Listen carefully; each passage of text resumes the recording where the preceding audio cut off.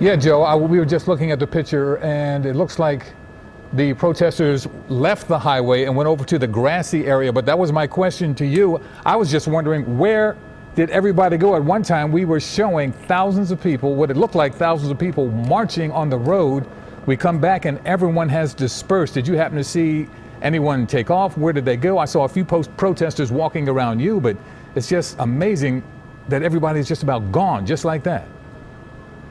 Yeah, and you know what? The group that did come through here, they were compact, maybe 200 to 300 people with their signs. They kept on up North Broad Street, past the old Inquirer building, making their way up to Spring Garden. You see Philadelphia police bike units if we have a ground shot. If not, just about 3 dozen of them went down the north side of Vine Street. But whatever break off that was, if we'll call it that, that ended up on the Expressway, it did not immediately appear to be connected to the group that just passed by here on North Broad. Now, there were simultaneous marching protests going on. There was the one that originated at Philadelphia City Hall. That had been going on for some time all day. And then there was a secondary protest, again, both billed to be peaceful. Secondary protest that came through here that originated at 7th and Race at Philadelphia Police Headquarters.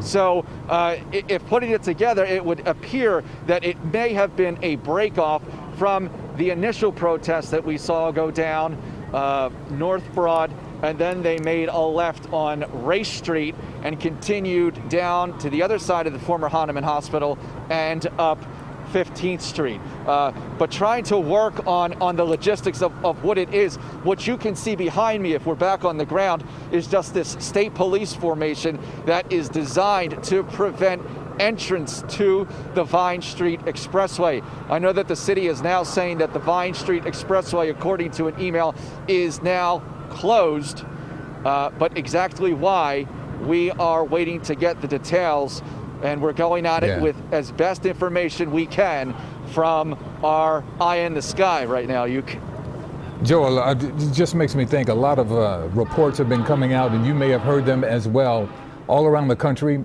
And here in our area, Philadelphia area, there have been reports of plants, people in the crowds to cause a disturbance, to cause trouble. Because as we have been saying, it was a peaceful march, and then out of nowhere, something happened. I don't know. I'm sure you've heard those reports as well, as far as plants are concerned. But right now, we are watching. We don't know if that's the case or not. But right now, we are looking at the police, and it looks like they do have a number of people that they are very concerned with on the side of the road, whether it's medically or because of a situation with the law. We are not sure right now, but I know you're going to get some of that information for us. Yeah, you know, we're talking about what the federal prosecutors, the U.S. Attorney for the Eastern District of Pennsylvania, Bill McSwain, called today violent agitators. And they were now using the assistance of the FBI and the ATF to identify people in the crowd for when these peaceful protests otherwise went south. The Philadelphia Marine Unit just pulled up within the last 30 seconds, and I heard him tell the state police troopers here that they were going to work to further block this on-ramp to 676 here at North Broad. You also see fire trucks getting into place, setting up what appears to be additional perimeters. Trying to glean information just by eavesdropping from what some of the commands are, but there appears to have been a dramatic uptick in police presence and posture here at Vine Street. But Yuki, back to what we were talking about with the identification of potential hired demonstrators, or as the FOP was calling them earlier, quote, thugs. I've been requesting from the Philadelphia Police Department names and addresses of those who have so far been arrested. The official response yesterday was that they're still trying to come up for air. They'll make that information available to us as soon as possible. And with the formal blessing of the DA's office that it's just not summary offenses, that they would make these names and addresses available so that we ourselves can make determinations. Are these Philadelphians, or are these people with addresses who are not from here? The city has not disclosed that, despite our attempts to learn that information.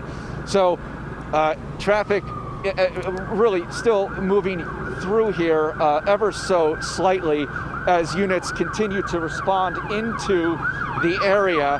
More Philadelphia police racing up North Broad Street. And I gotta say, in the last 48 hours, alarmingly, there's nothing surprising anymore about watching police speed around this city. This has just been somewhat of a new normal of the last 48 hours.